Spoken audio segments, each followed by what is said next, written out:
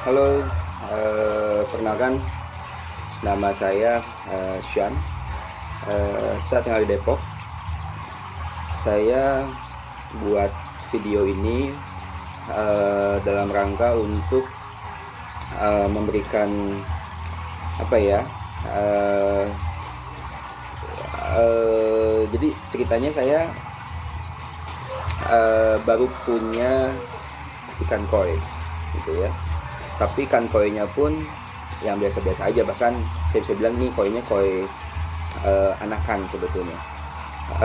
Dan saya pemula banget dalam di dunia koi gitu ya. Jadi ceritanya kenapa sih saya bisa suka ikan koi, karena saya pengen banget punya kolam di rumah supaya lebih adem lah rumah itu ya, dan ada suara gemericik airnya gitu, jadi relax aja gitu. Dan akhirnya saya buat, dan setelah saya pikir-pikir saya mau isi apa ya, dan ternyata yang saya isi ya sudah, ternyata pas saya lihat di YouTube tuh banyak banget yang kayaknya seru juga nih kalau punya ikan koi gitu ya. Akhirnya saya isilah ikan koi gitu ya. Dan sampai hari ini saya genap 1 bulan kurang lebih saya punya ikan koi di rumah saya, tapi mungkin tepatnya anakan. Nah, saya baru banget punya ikan karena pada dasarnya saya adalah pecinta kicauan burung gitu ya. Jadi kalau teman-teman bisa lihat di sini saya punya beberapa kandang gitu ya. Ini kandang aviari, isinya adalah burung kacamata atau burung pleci sebetulnya. Jadi saya lagi coba untuk ternak, tapi saya masih proses belajar juga sebetulnya. Lalu saya punya burung cucak hijau gitu ya, dan ada beberapa burung di bawahnya yang ada kacamata juga, ada kolibri sama ciblek ya. Nah, baik lagi,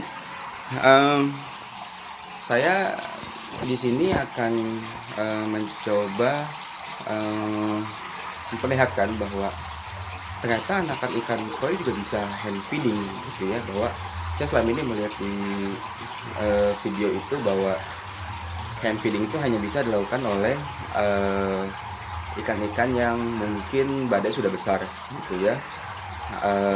Bukan ikan-ikan yang kecil-kecil. Banyak yang cerita bahwa ikan kecil itu nggak mau hand feeding atau bahkan maunya hit and run. Jadi dia naik ke atas, terus habis itu dia ambil makanannya, terus dia pergi gitu aja. Jadi saya sangat takut dengan manusia. Nah, di sini saya nggak tahu apakah memang ada yang berhasil atau tidak, tapi saya selalu memberikan makan ikan saya, anak ikan koi ini, dengan hand feeding.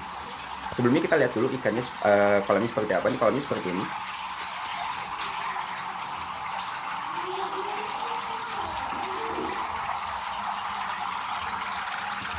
ya.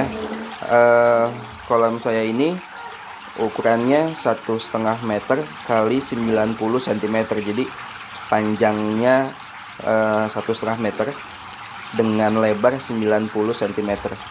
Nah, ini ada 2 chamber seperti biasa gitu ya. 3 chamber ya yang saya tutup, dan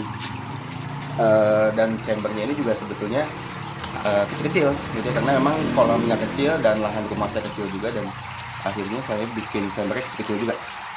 Jadi kita lihat chambernya.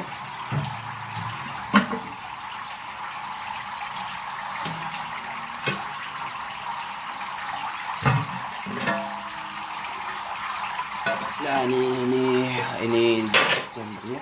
Yang pertama, chambernya adalah yang isinya kapas dengan biobol gitu ya. Lalu chamber keduanya itu biobol dengan arang aktif dan juga batu ziolit. Lalu yang ketiganya itu pompa ya. Jadi sederhana banget chamber saya, dan kecil-kecil juga, karena memang saya rasa karena ikannya juga belum gede dan juga memang ikannya ikan kecil juga. Jadi saya rasa chamber ini cukup lah. Tapi alhamdulillahnya airnya jernih teman-teman, bisa kita lihat.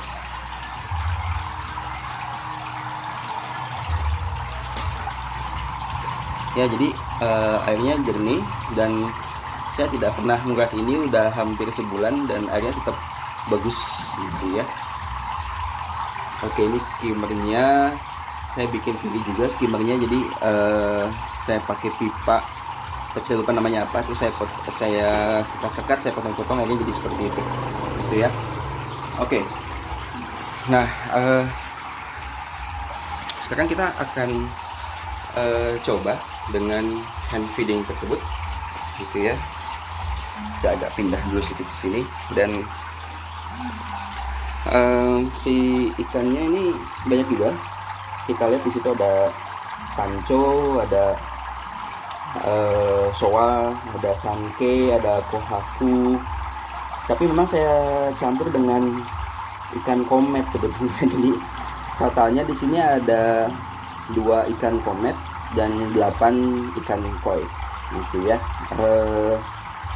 Kenapa ada ikan komet? Karena saya pertama kali punya sebetulnya ikan komet duluan, baru saya beli yang si koinya gitu ya. Oke, dan alhamdulillah mereka ini aktif-aktif, sehat-sehat juga. Jadi nggak ada apa ya yang sakit ya, karena mungkin sirkulasinya juga bagus. Jadi pertumbuhan mereka juga sehat-sehat. Ini rata-rata ukurannya itu 8 sampai 10 atau 11 cm lah, kurang lebih segitu. Oke, saya biasa memakai ini takari ya. Kenapa? Karena baik lagi saya ini pemula, saya nggak tahu makan ikan yang begitu apa. Jadi pas kemarin saya dikasih lihat sama tukang ikan koinnya, dia bilang udah Pak, nggak apa pakai ini aja. Ya udah, oke lah, saya coba si ikan koinnya gitu ya.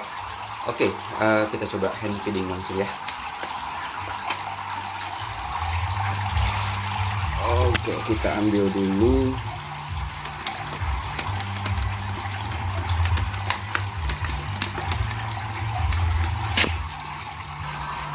Nah, saya sudah ambil beberapa butir si takar ini dan kita akan coba langsung memberikannya secara hand feeding ke si anak ikan koi ini.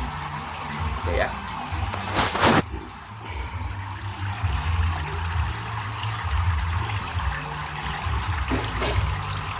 Oke, terlihat bahwa mereka berkumpul dan nggak takut, walaupun memang ini hanya terjadi beberapa detik saja. Jadi memang tetap bawaannya mereka ada, tapi mereka udah nggak takut dengan tangan manusia gitu ya. Dan memang saya pun ngasihnya memang nggak banyak. Jadi saya paling kasih hanya beberapa puluh butir saja, karena terlalu banyak ngasih makan pun nggak terlalu bagus buat si ikannya juga gitu ya. Nah, ini ada si tanco ya, itu tanco makan. Ini si kohaku ya. Nah, ini si soa. Nah, soa masih run itu ya. Oke. Ya, jadi nggak banyak juga yang, atau maksud saya nggak lama. Jadi memang hanya sebentar-bentar, tapi setidaknya ini memberikan mereka belajar hand feeding lah, belajar dekat dengan manusia. Soalnya mereka tuh nggak takut dengan manusia. Jadi kalau kita lakukan ini sehari 2 kali. Jadi saya biasanya jam 8 pagi dan jam 4 atau 5 sore. Dan selalu begini. Dan memang saya nggak pernah ngasih banyak juga sih makanannya, hanya segini-gini aja supaya makanannya habis dan kotorannya nggak banyak. Jadi si kotorannya pun nggak mengendap dan jadi airnya kotor gitu. Oke, teman-teman, begitu saja dulu pengalaman saya tentang hand feeding anakan koi. Semoga ini membantu buat teman-teman yang ingin memulai belajar koi seperti saya. Saya masih amatiran banget, saya masih pemula banget, dan saya masih harus belajar banyak tentang koi. Oke, terima kasih, sampai jumpa di video berikutnya. Wassalamualaikum warahmatullahi wabarakatuh.